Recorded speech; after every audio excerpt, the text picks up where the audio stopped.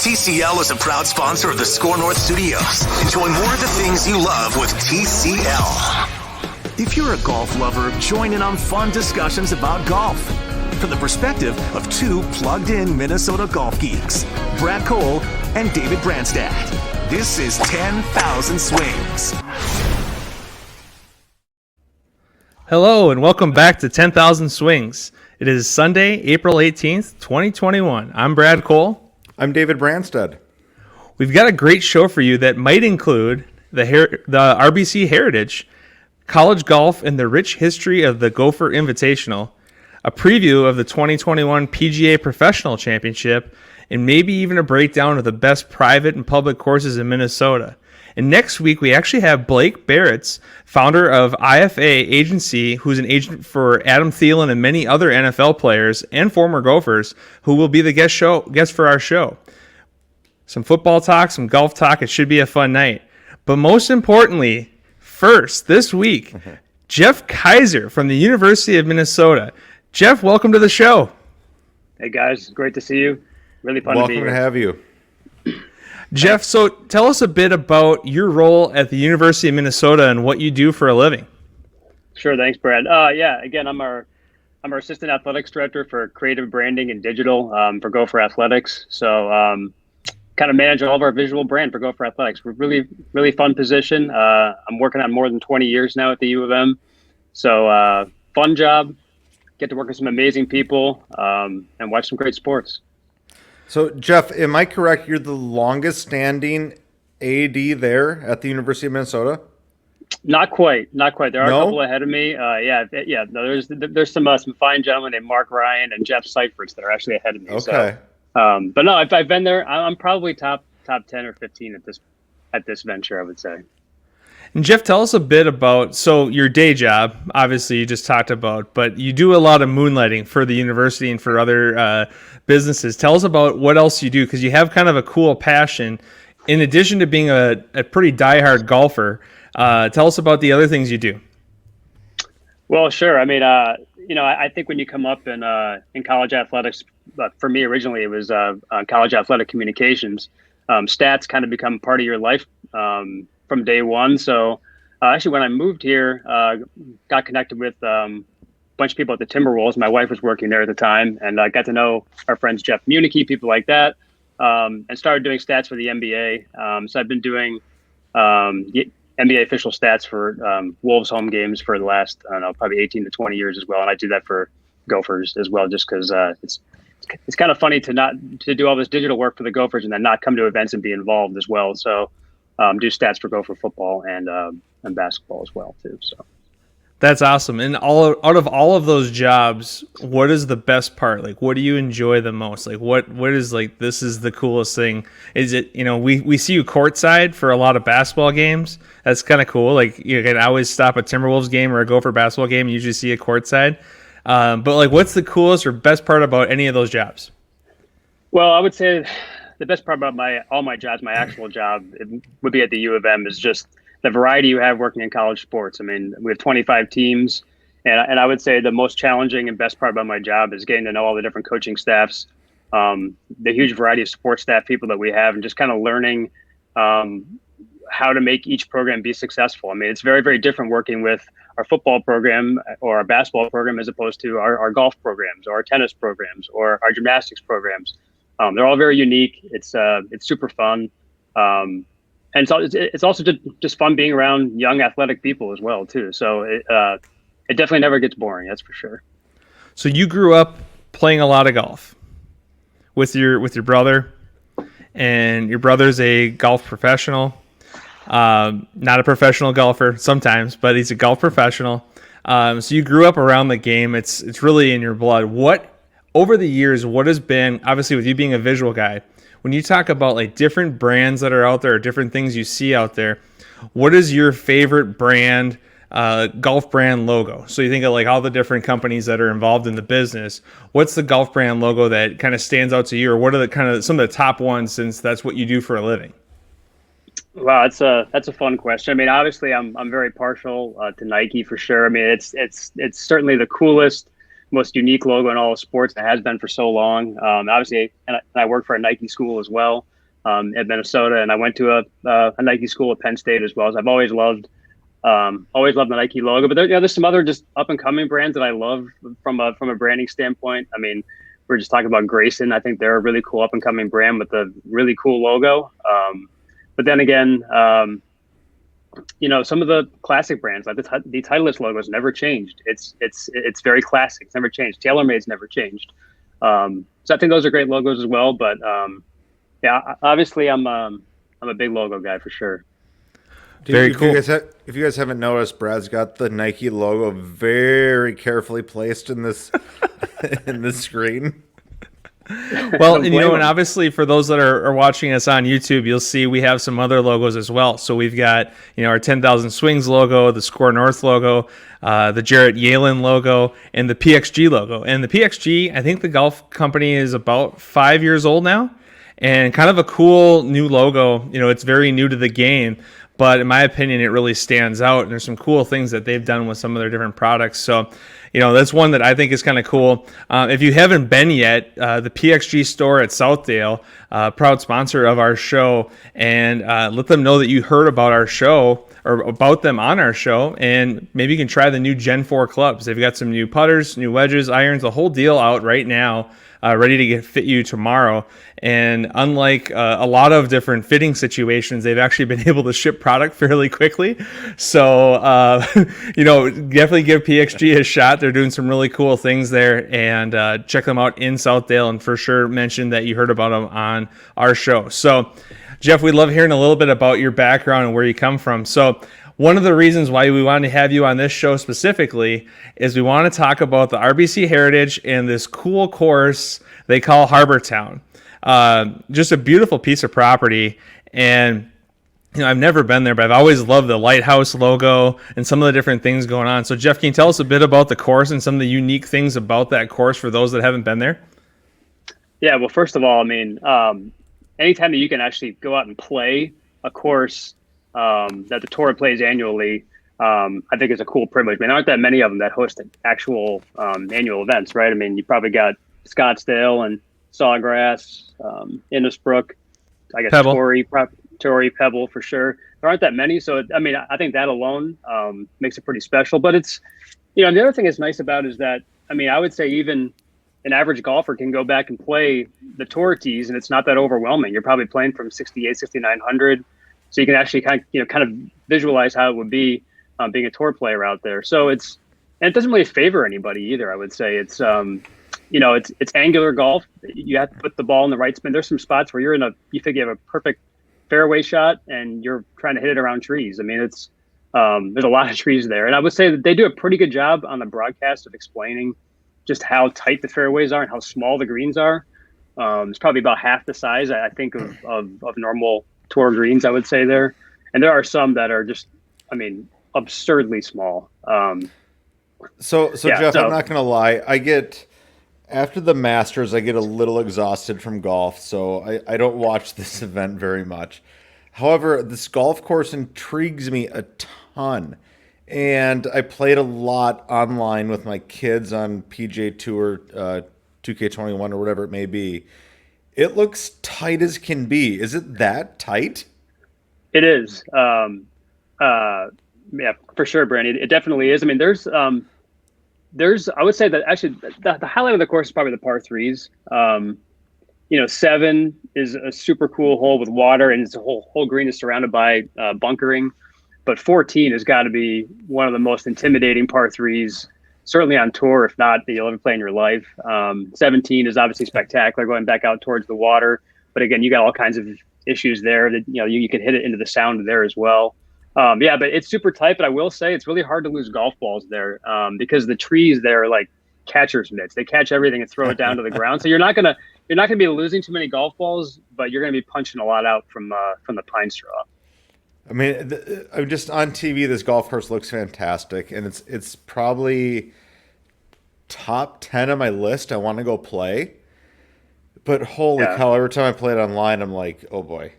If I can hit it this straight online, and this is what I'm shooting, You know what's funny, Brandy, is that probably the most memorable hole there is probably 18, right? Everyone knows 18. You got the sound on your left. You got the lighthouse that you're aiming at off the tee. The funny thing is, you can't really tell that the fairway is like a football field wide. It is. Kidding? You really can't miss the fairway unless you just rope hook one left into the sound. But then there's kind of a weird. The fairway kind of runs out at like 290, 300. Then you got to hit this approach shot into a green that's. You feel like you're hitting onto like a dime or a nickel. It is so small, hazard left. So everybody just bails out right. But it's a really unique, super cool hole with obviously the lighthouse there. So you're assuming I can't hit it 300 off the tee? Well, I mean, if you move up to a couple of tee boxes, which you might be doing, so certainly possible. So is this correct. The type of place where you need to take a buddy trip, and do you just go there, or do you tie it in with some other places? And the backup to that, because this is, if I do any type of a golf trip, I got to know, like, what's the food situation like? So kind of two-part question, like, do you do a guy's trip there, or do you go somewhere else better in that area instead? And then what's the food like? I have to assume in that part of the country, the food's awesome, right? No, it's very good. I mean, it's a different place, right? I mean, it's obviously a little bit slower, older of a community. But it's certainly beautiful. I mean, you come over the bridge onto the island, and it's like you're in kind of like a different state almost. But no, I think it's worth it. I was fortunate. My brother was a club pro down there for a while, so I actually checked in with him on a couple of restaurants. I couldn't remember the names. But yeah, I mean, like just the Harbor Town area. So that kind of community has 3 public courses that are all unbelievable. So you've got obviously Harbor Town, Dye Course, fantastic. I think Heron Point, which is just recently redone again by Pete Dye's people a couple of years ago. Great course. And then there's the Ocean Course as well. That I think that just got renamed and redesigned by Davis Love. So like just those 3 courses alone gives you a guy's or a buddy trip to play golf, right? And then the eating, fantastic. So if you like a low country boil or something like that, there's a place called the Skull Creek Boathouse that we always went to. Really, really good.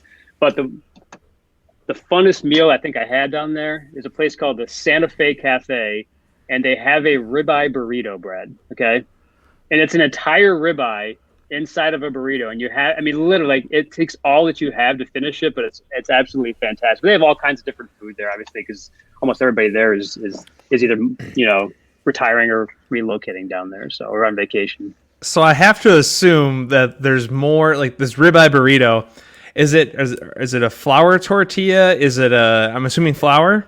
And yeah. Is there has to be more in there, right? Is there some cheese and rice, or what's going? A ribeye burrito? It sounds like you're gonna die. It takes you probably 45 minutes to consume it, but it's pretty darn good. I recommend it if you're on the island. So I actually went to college for a brief second, one semester at Coastal Carolina University in Myrtle Beach. We had 125 golf courses within a very close radius, bars that didn't close, restaurants that were amazing. It is a disaster for someone who's 20, 21 years old to go to college. The food's amazing. Bars don't close, like I said. And golf everywhere. Not to mention South Carolina, by the way, is gorgeous. That is a great place to play some golf. Well, that whole area, I mean, whether or not you fly into Savannah or you fly onto Hilton Head Island, like that whole area down there is fantastic. Brad, only one little slight drawback is that the majority of the courses there are private. But I think that's just the nature of the living communities there. But over the bridge, there's plenty of places as well to go and play. But I mean, just that Harbor Town area is enough for a trip for sure. So the what you do for a living, the Lighthouse logo has to be like a pretty sweet, cool story, right? And there we go. We got it on the hat, folks. We are now actually looking at some Harbor Town logo product on 10,000 swings. This is fantastic. So you are what I would consider to be a logo aficionado. You are not afraid to share your opinion on a logo, which I think is nice because we know how you feel, and you're, in my opinion, an expert. That being said, what in your opinion, is like your top 5 list of best golf course logos, of logos that you've seen or places you've been, place where you're like, man, that logo is just so sweet. Because in my opinion, the lighthouse is like right there, right in that, probably in that wheelhouse. Your thoughts? Sure. I mean, well, there's another. I mean, I grew up in the East Coast, so Northeast. So like there's another lighthouse course called Sankaty Head on Nantucket, which is a pretty special logo as well. There's a course called Catanset in Massachusetts as well. Pretty special logo. It's a seashell. I think that's kind of unique. I'm trying to think. I mean, obviously Marion's got a great logo. But I would say my number one, and I have this one as well for you guys. Nothing can beat Sleepy Hollow Country Club. The Headless Horseman is, I don't know how you beat it. So again, another course where my brother happened to work. So anytime he's back there, I make him buy me an extra hat because the Headless Horseman logo is so cool and so unique. Is that in Mass, or where is Sleepy Hollow? No, that's in the Hudson Valley, so New York. In New York, okay, very cool. No, it's pretty fun to talk about all those. And again, like as you watch golf, Jeff, I can only imagine what types of things you're thinking as you're watching the guys on tour and how they're represented with their different logos, etc. So we want to know, who do you think is, it can be one player or one brand, and how they're represented on tour, like for your top pick or one of the cleanest looks. And then, like, who do you think has some of the most ridiculous branding, whether it's a company or an individual player? Like, because this is what you do for a living. Like, what are your top and your bottom for, how they look on TV? Well, I want to hear some of yours too. But yeah, obviously, I think the simple ones, the cleanest ones are the best. And I mean, I think Tiger Woods was certainly the one that started that whole deal. It was just, I'm going to have the swoosh and that's it. It always looked clean. And now, obviously, Rory's got that going, and a bunch of other Nike players, which is always nice. I love how Harold Varner looks with the Jumpman stuff, the Jordan look. It's just awesome. I mean, he's the only guy, as far as I know, that's doing it, that has that deal. So that's pretty cool. But obviously, I think Morikawa looks really good. DJ looks really good.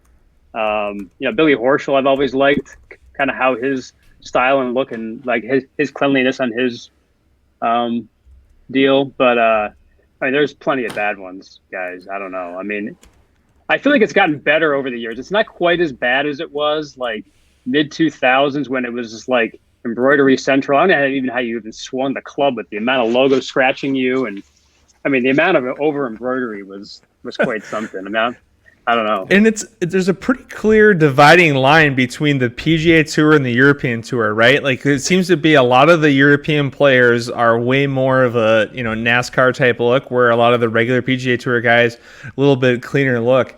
One that I've been really intrigued by so far this year has been the new look that Patrick Reed is going with.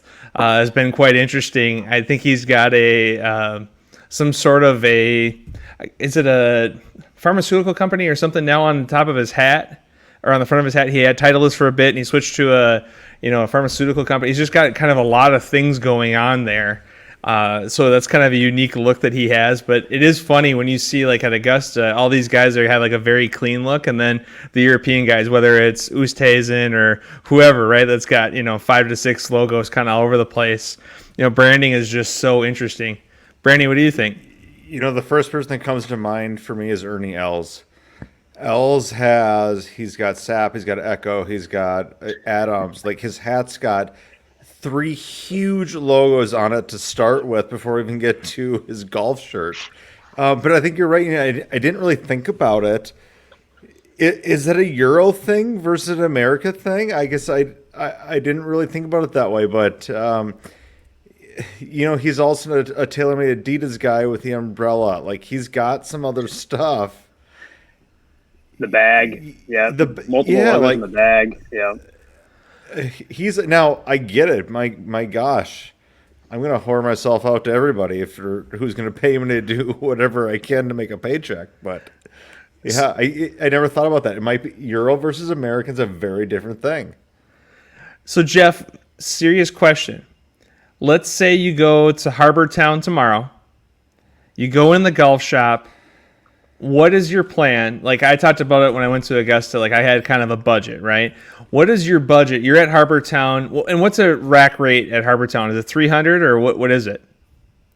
What do you mean by rack rate? Just kind of their standard, like it's a Saturday at 10 a.m. What would their rate be? Yeah. About $300? I think it's a little more than that. It's a little more than that, yeah. So you go to a place like that and you're like, okay, I'm gonna be here once or maybe a couple times, but do you go in and are you thinking like, hey, I'm gonna get one polo, one hat, or you know what, I want to keep it under, let's not spend more on the additional, on the merchandise than we do on the round? Because recently when we had Jarrett Yalen on the show, I think he said he spent more in the shop at Pebble Beach than he did for the round, and we know the round at Pebble's like 600. So curious to hear your, what is your strategy when you go in?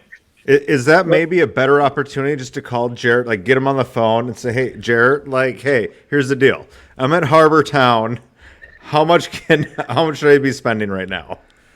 No, it's a great point. So, I mean, if you don't have a plan when you go into a golf shop, I suggest you write this down. Jarrett Yalen, 612-209-4523, www.jarrettyalen.com, JARRETTYEHLEN.com. He can do life insurance policies. He can do investments, you name it, but he can even help you with golf shop spends. And that for a lot of people becomes kind of like a shaky moment where, you don't know how much room you have for your limit on your credit card. So call Jarrett, he'll walk you through it. So guys, tell us what is your limit? What's your strategy? We're going to finally answer this question once we got our Jarrett Yalen plug-in. How are you going to handle Harbour Town if you play tomorrow? What are you doing financially? Well, first of all, Jarrett's great, and he manages all my planning as well, too. But there's no way I'm trusting that guy with my pro shop credit. He is as unreliable in a pro shop as anybody. So, you might want to pull that part out. The money, absolutely unbelievable, the best. But the pro shop, I'm not quite sure. I don't know. I've actually kind of wised up over the years. I kind of go in now. Like it used to be, you had to get a pull. I mean, like the quarter zip or the pullover is what kills you, right? Then you're looking at 200 perhaps, 250, depending where you go. I mean, that can get expensive. I'm actually really into the course t-shirt now, or the course long sleeve t-shirt. I'm going to wear it way more than I wear a polo. But to me, it's like the polo's out because you kind of have limited use and you have so many polos. I'm either t-shirt, long sleeve t-shirt, or occasionally a quarter zip or something like that. But it's always kind of nice to go get maybe the ball mark or the divot tool or something like that too. The poker chip. Yeah, the poker chip is a great, universal, and that's one of those things, kind of like the Tervis tumbler, because for any gifts you're giving people, you don't have to worry about their size. So that's kind of the thing I always think about is the sizing. Now, Jeff, it's actually been rumored that you've got pint glass. Ooh, pint glass. That's a good one too. Pint glass is a great call. I actually heard a rumor that you went to, we're not naming the name of the facility, but you actually went to a facility in recent years looking to buy a t-shirt and they didn't have your size and they just missed out on your sales opportunity. I mean, you went in fully planning on buying a t-shirt, they didn't have your size, and it's one of those things where what do? You know what you want, and you're not going to change what you want. So either you've got your mindset. I mean, or are you the guy that says, "Hey, I'm getting a T-shirt or I'm getting this brand," and then you get in there like, "Well, they didn't have what I wanted, but all of a sudden I bought 25 coffee mugs, and we'll just call it good." I'm gonna walk out with something. There isn't any question. I'm gonna walk out with something. But how do you not have the right size in t-shirts? It's the largest available spot for markup too. You can charge $40 for a t-shirt that cost you $12. How could you not have a nice assortment of t-shirts? Yeah, there's different merchandising plans out there, and that's just the way it goes sometimes. So I totally get it. But all right, so we gotta get to Harbour Town. We have you on the show to talk about Harbour Town, talk about the RBC Heritage. This week featured arguably the most uncomfortable player on tour not wearing a hat, Stuart Sink.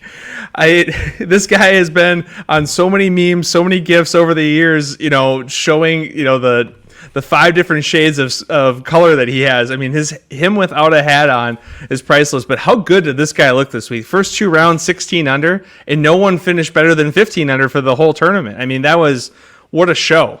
So first of all, I hate wearing a hat. I do it because of what I do for a living. I know I have to. I hate wearing a hat. 63. Holy crap. That's some legit golf. By the way, let's not forget, this guy's made $40 million in career earnings. Like, he's not a rookie to the tour here. In fact, he's 47. It's been a remarkable resurgence for him, right? I mean, you're looking at a guy who's won twice this tour season. I mean, he was ranked 300th in the world before he won the Safeway. And he finished 12th at the Masters. I mean, he's kind of almost having a Kenny Perry resurgence kind of in his career, like super late in the deal. Like, I mean, he could backdoor a Ryder Cup here, perhaps. I mean, he is Kenny Perrying it this season. That's interesting you pull out Kenny Perry because I know you're a big transition lenses guy. So I'm glad that you made that call. It's interesting. So now we look at the Champions Tour this week. Steve Stricker runs away with it. Stewart Cink runs away with the PGA Tour event. Are we looking at a potential like 48 and 53 or whatever they are in ages for the partnership for the Ryder Cup team of Stricker and Cink, maybe to go up against some of the young guns from the European team? Is that a possibility? It's possible. Well, according to the rankings I just pulled up, it is. I mean, Webb Simpson's 34 in FedEx Cup. Which, by the way, Rory's 47. Wow. That's Brady, Rory's not having his best year. Has the golf community forgiven Stewart Sink for stealing the 2009 British Open from Tom Watson? That's what I want to hear from you. Oh boy, that's a really good question. No, they haven't. I saw multiple tweets today with people that were saying, man, it's really nice to see this going so well for Stewart Sink. I hope Tom Watson doesn't show up on the back nine and rip it away and ruin our lives, because people were crushed. Like, people were actually mad at Stewart Sink in 2009 for winning that tournament. Biggest win of his life. People are mad at him. Incredible. I mean, didn't Watson hit 8-iron from like 180 yards on 18 and flew the green? Over the green. He was pumped. Yep. So it was really, really cool to watch Stewart Sink go out and win. So now he's won twice in like 7 months with his son Reagan at 24 on the bag. And they were mic'd up quite a bit today. And hearing the back and forth was like, it gave me chills. Like, that was some of the coolest stuff. And his kid was just keeping him dialed. Like, on 18, he basically forced him into hitting the 3-wood instead of the 7-wood and just rip it and just go. Like, it was such great caddying, and you could tell they just had such a cool thing going, and he kept Stewart really light and loose. I mean, I don't think you would have told pretty much no one expected to go 16 under after 2 rounds this week, and all he had to do is put it on cruise control the last 2 days, and his son, in my opinion, did a really good job of keeping him there. So it was cool to see. The whole family was there. Just a very special win. And I mean, Stewart Cink's a guy that, he's such a smooth swinger. When he gets going, you can definitely tell he's in a rhythm right now. So we'll see what the rest of the season brings for him. But pretty cool. He turns 48 in a few weeks here. And just, again, another one of these comeback stories. I feel like we've had, a few of them recently, whether it be Lee Westwood, some other guys that kind of come, back and forth, Jordan Spieth. So fun to see guys kind of get it going and definitely go in the right direction. Corey Connors, another one. Brad, are you saying we have a chance still? Saying there's a chance. Saying there's a chance. No, I mean, like I said, though, Corey Connors, what an unbelievable run that guy's on right now, right? And, another couple of guys that have been on really hot streaks. We're looking at Brian Harmon, again, played well. I think took 13th. Some other hot players right now, Matthew Fitzpatrick, Colin Morikawa. Cam Smith had a very interesting week of 62, 71, 74, 66. Webb Simpson again played well. Will Zalatoris had it going for a bit, and then I think he struggled coming in. I don't know if you guys saw where he finished, but I know he was playing well earlier in the week. So fun to see all these guys kind of getting hot, and we'll see what happens when we get to the PGA in a few weeks here. Zalatoris finished 42nd, looks like. So 71, what happened on 73 Sunday? On the weekend. 71, 73 on the weekend. Yeah. Oh man, he was riding a high there for a bit. That was, but like DJ finished 13th this week. I didn't even know. I hardly even heard that he was in the field. You know, it was a very quiet top 15.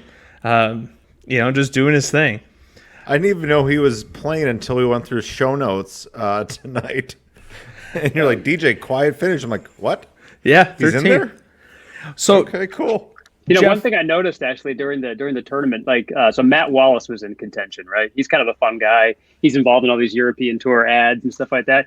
His putting grip, Brandy, I don't know if you've seen his putting grip. He does the two thumbs together on his putting grip. He has a super wide grip. I had never seen it before. I don't know how you would necessarily learn that one, Matt Wallace. It's a fascinating putting grip. If you get a chance to go look at it, I know you teach so many people. It's a fascinating grip. Two thumbs together? Yeah, his thumbs are together. I don't know it, so I'm gonna go look at it right now. Yeah, and then he puts his index fingers down the putter grip, so it's kind of like this. It's an interesting grip. I had never seen it before. Out of all the wild putter grips that we've seen, I had not seen that one before. So. But I wonder what does he have a name for it? Does he call it like the spider claw, or what is that? Like, it's not really a claw. It's just like the two thumbs together. He's. I'm looking at it right now. He's got both thumbs together and both index fingers down the side. Yeah. So here's what I will say. I will say to that. It's an easy way to control the club face. Like you can control how square that is. Depending on tension in your arms, it probably doesn't give you a lot of feel. But, I mean, he's playing golf professionally and I'm not, so. Yeah. They're unique anyway. Yeah, right? No, that's interesting. So did you guys see some of the stuff they did to the course at the beginning of the week to try to, like, Bryson proof it with some sort of, like, a net contraption? And then before or fence/net, and then before he even got there, he WD'd? Like, that just has to be, like, they literally are trying to Bryson-proof the facility, and then he WDs. Like, how brutal is that? And I'm assuming he was upset about last week, and that's probably why he WD'd, because I didn't hear, like, any official injury. I thought that was kind of interesting. Former champion, I figured he would definitely still make it. Jeff, do you have an official take on Bryson? Do you have anything that you'd like to share about your thoughts about what direction Bryson's going and how you feel about it for general golfers? Do you think it's good for the game, bad for the game? Obviously it's been rumored that you and Bryson are kind of on the same workout plan. So, I understand if you're fully in support of what he's doing, but can you tell us a little bit about your thoughts on Bryson? Let's say this is what the tour loves. They love this conversation about Bryson. This is why Bryson is great for the PGA Tour. He couldn't be better, but I think he's terrible for the sport. But that's just my personal opinion. Yeah, I think obviously his diet, ridiculous. I'm surprised his kidneys are still functioning. The workout stuff is fine, but I mean, like think about it. Like, I don't think it's good for kids to go out there and swing as hard as they possibly can, and all that you pay attention to is math and numbers. It's just like there's no art to what he's trying to do.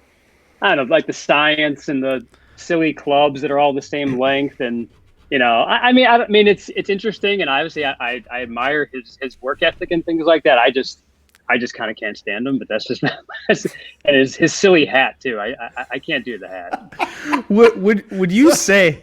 Would you say, Jeff, that Stuart Sink is the anti-Bryson DeChambeau? Like, isn't that... And that's kind of what's cool about this course, right? Like, Stewart Cink and Bryson DeChambeau could not be further apart, but yet they're both have won at this facility. Webb Simpson Stu's as well. Out there hitting bombs. Stu's hitting bombs, as Granny was saying before we got on. He's averaging 305 off the tee at a course where the ball doesn't roll. So, I don't think Bryson's the only one hitting long drives out there.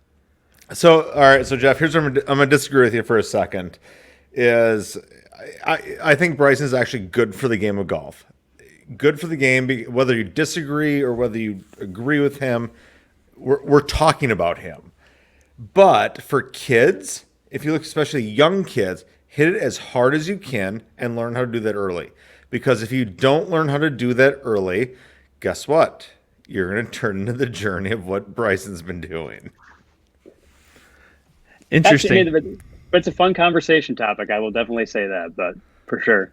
So speaking of getting jacked, Did you guys see the video of the dads fighting this week? I heard it was supposedly like a fundraiser that went awry, and there's these dads out there taking shirts off and going at each other. The one guy goes and grabs the pin and then tries to crack the other guy with the pin. Like, so I don't know that I've ever seen like a full out brawl like that on the golf course. I've seen a lot of verbal altercations that have escalated. But dude, the guy took his shirt fully off, went and grabbed the flagstick, and then went back over to whip him. That was unbelievable. Like, have you guys ever seen anything like that, or any kind of like a golf course brawl, or is this just like, it just seemed crazy? And this was at a fundraiser. I've seen one fist fight on a golf course. Everything else has been verbal. And Where was this? I'm not going to release the information of who it was or where it was, but I have seen one fist fight. Never seen one. The old guy won. And any good verbal altercations, JK? Gosh, I don't know. Like, have you ever seen any veins popping out of foreheads, or some screaming? Because I've seen some of that. I mean, I've seen some mistakes happen and people get hit and things like that, but I don't think I've ever been involved in a golf course altercation, or actually witnessed. Maybe I'm just playing with good people. I don't know, but I've never seen one. So you do play with a decent amount of nice people that I feel are not gonna go down that road, but it happens. And speaking of like things you see on the golf course or looks on the golf course, Cam Smith, I'm never gonna stop talking about this look, and it actually surfaced this week. I think Shane Bacon was tweeting about it, and some others, about getting Cam Smith, and they actually took like players on tour, Bryson, Rory, Brooks, Jordan, and they kind of gave him the Cam Smith makeover. So they added the kind of the crustache and the mullet.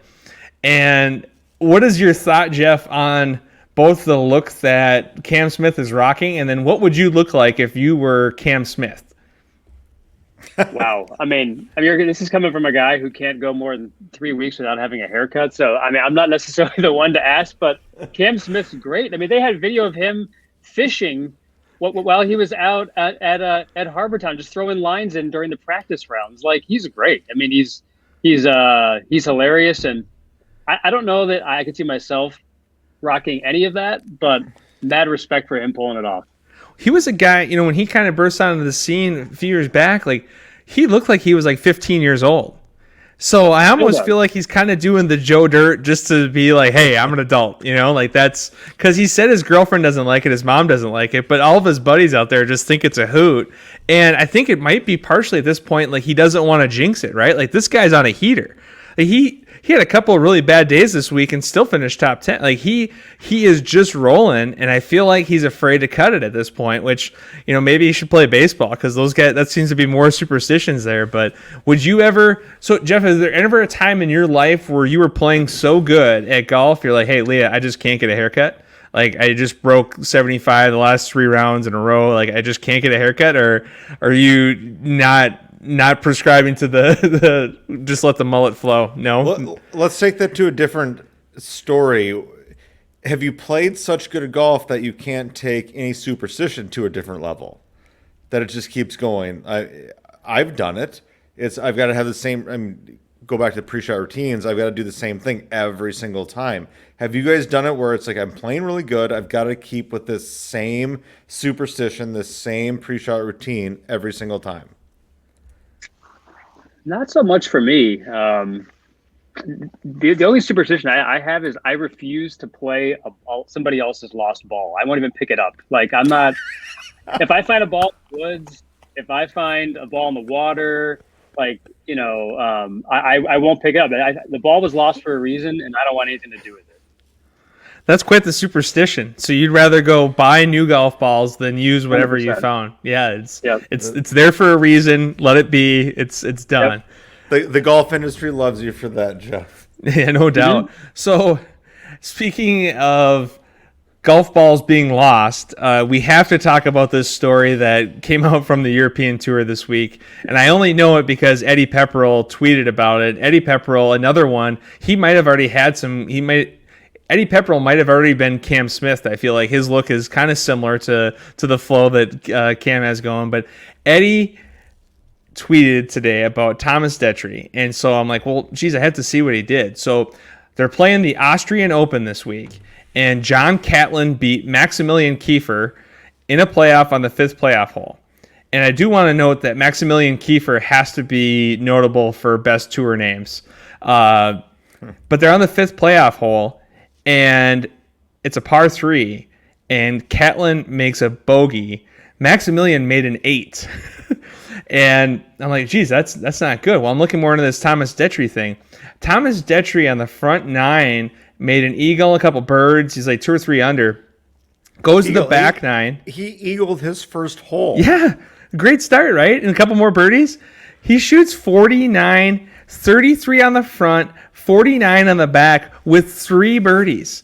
He made, on the 2 par 3s, he made an 8 and a 10. And the crazy part is he shot 82 today to finish the tournament. He still didn't even take last place. He still beat someone else with, a 10 and an 8 on the par 3s. I just thought that was absolutely insane. And Eddie Pepperell had to let him have it, which I think is kind of funny when one of your fellow tour competitors just needs to let everyone know that you had a bad day. So my nickname in college playing golf was Double D, because I couldn't get through a round. Not every round, but I was notorious for having double digits on one hole every single round. It'd be, I'll never forget, a par 3, I don't remember where, Rochester, Ridgeview, somewhere like that, and I took a 10. It'd be 15 pars, a couple of birdies, and a 10. So is this like a 10 and a par 3? So draw that up for me. Is that like 3 balls in the water and then pull it together? Okay. Yep.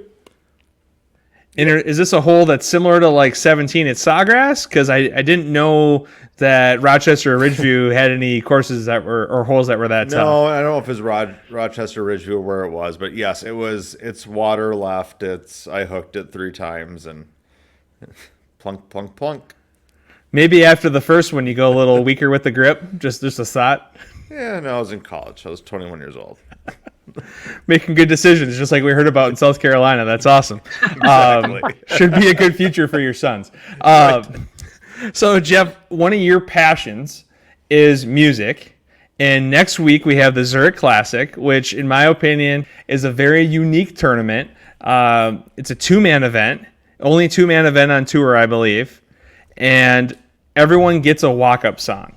So if you're playing in this tournament, Jeff, 2 questions. 1, who is your choice? You can pick anyone to be your partner. Anyone. It could be a good buddy, you name it. Someone from childhood, someone that's gone, whatever it may be. Who's your partner, and what's your walk-up song? Wow. First of all, the Zurich Classic is a great event, isn't it? It's something different. My teammate would have to be my brother for sure.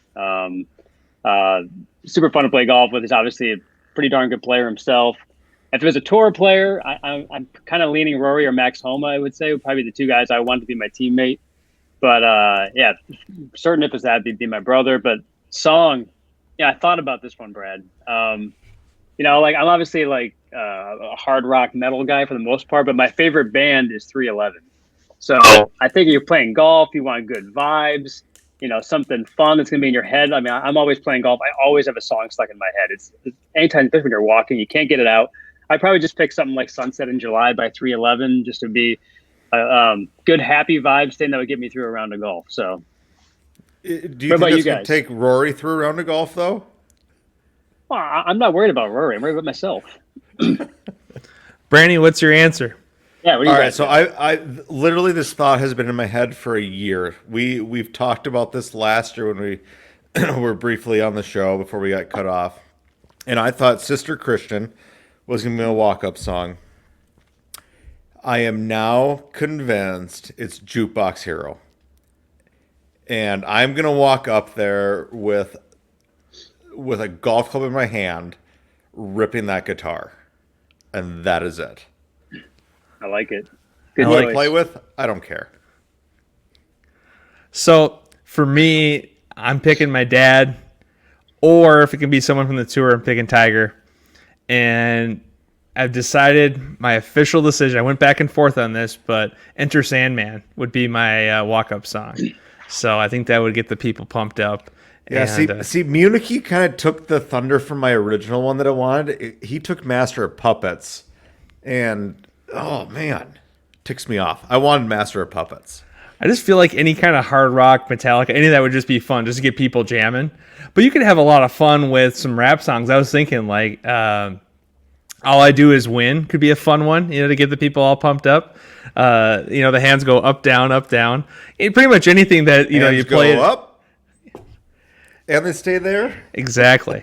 Basically anything that we would have at a Gopher football game, something like that to get the people all jacked. So it will be interesting this week to see, with the fan rules, et cetera, with COVID and how that affects the walk-up music, because it's not exactly the same rock concert they originally planned it to be, but it should be fun. It's a different event. I like that the tour has tried something outside the box, and it seems like a lot of the guys enjoy it. I have to feel like it really creates a lot of tension on the whole who picks who for a partner, right? Like, don't you feel like that's one of those things? Like, you're in a group text and it's like, let's say it's Keegan Bradley, Ryan Palmer, Jordan Spieth and Justin Thomas, and Keegan maybe fires one off and says, hey Jordan, do you want to be my partner? And he's like, let me see if Justin's in or out. Keegan, you can be my backup, if JT's not playing. That's a good question. How does that conversation start of who you're playing with? Is it a text like, hey, I kind of want to have you as my partner this weekend? When does that conversation start? Who does it start with? And how many times do you get denied before you actually get who you want to play with? Yeah, this could be a really good 30 for 30 short, I think, on like how these pairings are chosen. Like I saw that Tony Finau and Cam Champ are, like how far are these guys going to be hitting the ball? That is a fun one. So I want to watch that group for sure. I feel like Tony Finau's walk-up song is like "Teach Me How to Dougie" or something like that, right? Like, because the guy can dance, and I've seen a couple times him pull off some moves, so I could see him teach me how to Dougie. That'd be awesome. That could be some fun. So, well, Jeff, one of the things that we really wanted to break down with you is the Gopher Invitational. So recently, Angus Flanagan played on the PGA Tour, had his coach, Justin Smith from the U, caddying for him, and immediately Colin Morikawa saw him. This is at Riviera, at the Genesis, saw Justin, saw the Minnesota logo, and talked about how much he loved the Gopher Invitational. So you being the guru that you are, tell us a bit about how the Gopher Invitational got started. And if you could walk us through, because you have just a crazy wealth of information on this, being the stats guy, tell us, some of the players that have played recently, because I think a lot of people don't realize how much talent comes to Minnesota every fall for this event. And it's nuts. If you look at probably, I'd guess right now, 10 of the top 30 players in the world have played in this event. Yeah, it's remarkable. First it started in 2005, developed by good friends Brad James, who's now the running Golf Australia, and Andrew Tank, who's the head coach at Iowa State. And in 2005, they basically wanted to bring the highest end possible college tournament to Minnesota, and they wanted to emulate a tour event so guys could kind of learn how it was. And they went, and it started at Spring Hill. I think it was for the first 7 years at Spring Hill. So teams got to come and play Spring Hill. It's one of the most beautiful, hardest golf courses in certainly in the state, if not the Midwest, right? So they had the fitting van there first couple of years. They had gallery ropes. And we actually were, so I remember year one, we were one of the first events to do live scoring on the course. It was 2005. We were literally doing it with walkie-talkies, guys. It was ridiculous trying to keep up, and you're putting all the scores in the golf stat, and you were kind of concerned that they were going to be wrong. So we had to wait for the scorecards to actually come in to confirm them, obviously. And there was obviously some small inaccuracies, but this is 2005. So, and obviously since 2013, I think it's moved to Windsong, which is obviously an incredible golf course as well. And it's always been a key priority of the coaching staff. So it obviously started with Brad and Andrew, and then John Carlson certainly took it to another level. It was very important to him, and now obviously you have two alums in Justin Smith and Matt Racci who continue to make it want to be the the premier event in college golf. And, despite the fact that it's in Minnesota in the fall, it's annually between about 10 and 20 as far as the hardest field in college golf as well. I think next year it's slated to be about 16th hardest tournament. I mean, so always a great field. And I will tell you, if you want to go watch good golf, that's free, and you get to walk Windsong, which is a great spectator course. There's so much space to walk around. I mean, it's free. Go out there and watch it. I actually prepared this for you. 2012. Okay, this is the last year of the event being at Spring Hill. Okay, I'm gonna give you the top finishers in this event. The winner was Corey Connors. You were just talking about. He won it back-to-back years in 12 and 13 at Kent State. Tied for second, Michael Kim and Max Homa from Cal. Fourth place, Brandon Hagee from Cal. Fifth place, Bryson DeChambeau from SMU. Sixth place was Victor Perez, who was just playing in the World Match Play. He tied with Harry Higgs and Sebastian Kaplan, who are New Mexico and SMU. 19th place, Abe Anser, Oklahoma. 22nd place, Eric Van Rooyen, as you know, from Minnesota. And 41st place, John Rahm from Arizona State. How about that field? So it's, I think 24 players who have had tour cards have played in the event. So it's basically one or two a year. And obviously, I think Morikawa is probably the biggest name maybe now. Him and Rahm, probably the two biggest. Bryson. And Bryson. Yes, obviously, all major champions. And there's a lot of there's a lot of guys in the Korn Ferry Tour right now. I think Max McGreevy, who just won on the Korn Ferry Tour, he played in it. He actually won it a couple years ago. Grant Hirschman did too. So yeah, there's a lot of it's a great event. I'd completely forgotten about Rahm in that event. Yeah. Holy cow. That's really impressive. And, a lot of good things happening at the U right now with the golf programs. So very exciting to go out and watch that event. And I believe we have, is it the Annika Invitational this year on the ladies' side at the Royal Golf Club? Yeah, they just announced the field for that thing. And that's going to be, that's annually a top 5 to 8 event as far as schedule strength. It's a very difficult event. Obviously, Annika's presence certainly brings people in. But yeah, that's at Royal Club. Again, awesome place to go watch, easy for spectators. So yeah, and the women have usually had the Minnesota Invitational as well too, which has been in Minnetonka. So these are unbelievable events that are all in the Twin Cities here. Very cool. And I saw the ladies this week. They played at Indiana Invitational. I think they took 9th out of 16. Is that correct? Yeah, that's correct. So continue to trend in the right direction. But the guys had a tie for first. And pretty awesome, down at Nebraska at the Get Her Done Invitational. Angus Flanagan wins the event. Unfortunately, he makes a bogey on the last hole, but just an incredible final round. I think, would he shoot 600 today? Yeah, 66, yeah. So incredible Angus to go back-to-back wins the last 2 weeks. I think he's top 10 now. Wins. Top 10 in the PGA Tour University. So looking at, some conditional status and Mackenzie Tour status, if he stays in that kind of slot there, maybe potentially to move up to Korn Ferry status if he gets to the top 5, correct? Dude, yes, it's true, yeah. This guy's legit. I had the opportunity to watch him play a little bit of golf last week. He is legit. Yeah, and it's fun just to watch him hit balls. So is the whole Gopher men's golf team. I think this is the real deal. These guys are good. Yeah, for sure. Obviously that's Angus's 4th win as a Gopher, and it's a fun little note for you. The last guy to win 4 career events at the U of M was his head coach. So kind of a fun little note. And that was actually, I think, the second time that we won an event with Justin as our coach. So it's great for the whole program, trending up for sure. College golf, really underrated, to be honest with you. And I'm glad the Golf Channel is showing more of it. Men and women. Speaking of the Golf Channel, I don't know how many people watched it last night, Saturday night, but Lydia Ko hasn't won in 3 years and put on an absolute clinic. 28 under, just destroyed the field. I think one of the Corda sisters was right by her going into the final round, right? And then she broke off in the final round, just kept it going. At 28 under, I think 1 bogey in 72 holes, like just an absolute show. Very impressive. So kind of cool to see that come out of literally nowhere. So I'll be completely honest. I did not watch any of that event.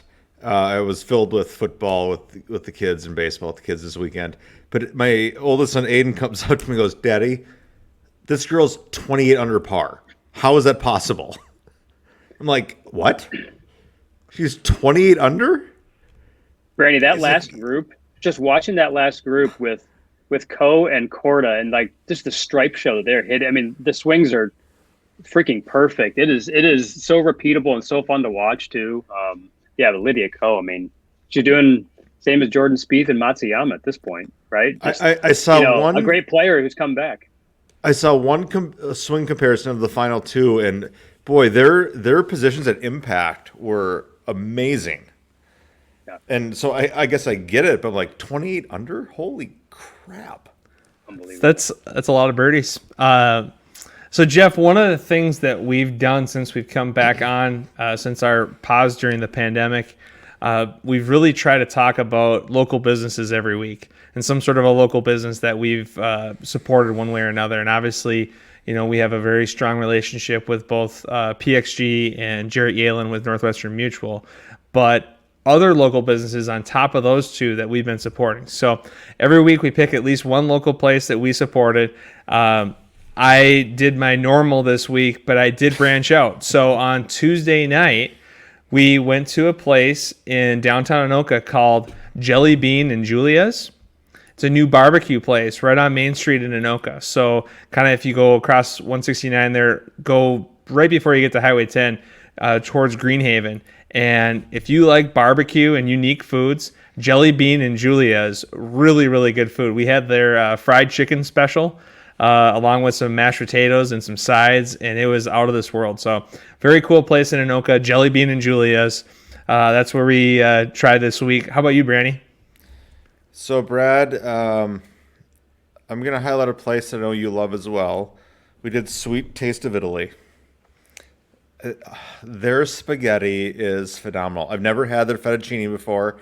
Just had it this last week. It was amazing. Cheese bread's always good, but their spaghetti is absolutely great. So Sweet Taste of Italy technically that's Brooklyn Park, I believe. 610 and Noble. Yep, 610 Noble. It's awesome. Kaiser, how about you? Have you recently been able to go out and try any restaurants or local businesses that you'd like to talk about? Well, I mean, I got to talk about it. Anytime anybody's on campus, I mean, you got to go to Tony's Diner. Like my guy Tony, that place, it's one of the few like non-chain places left around that whole area between Stadium Village, Dinky Town. Food's amazing, coolest people, and I mean, obviously I go there all the time when I'm actually at work. And actually during COVID, when we were working basketball games, we would go grab Tony's and bring it to the arena and just sit there killing time after our COVID tests. Eating a meal, but you got to have, my thing there is the Mediterranean omelet. So it's an omelet with Euro meat in it. Now it may sound weird, but you got to try it. Tony's Diner. Very nice. No, I actually had the wonderful opportunity to try Tony's Diner during your 40th birthday party, and it was quite the treat. So you catered it. That's right. That was my first experience, and I've been back since. Very cool spot there in Dinkytown. So, Jeff, we can't thank you enough for coming on the show. Really appreciate it, and all your insights. Some really cool information that I don't think enough people know about the Gopher Invitational, how many studs are coming into this state every year. And again, with the Annika now, very cool on the ladies side as well. So go out and watch golf, Minnesota. There's some really cool talent here all the time. And I think the price is right too. So very cool experience, to be able to see those athletes come up. So thank you so much for your time. And we'd like to thank our sponsors, Jarrett Yalen with Northwestern Mutual and PXG, the new PXG store in Southdale. As always, you can connect with us via email at 10kswings@scorenorth.com.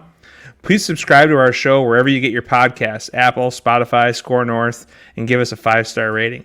For episode 9, we'll actually have Blake Barrett's on the show talking about some football, some golf, This guy has an incredible story, working with a lot of the top college players, a lot of the top NFL players, and also being a big golf fan. So should be a lot of fun. We'll be able to break down the Zurich Classic with him and maybe find out what his favorite walk-up song is. So until next week, friends, I'm Brad Cole.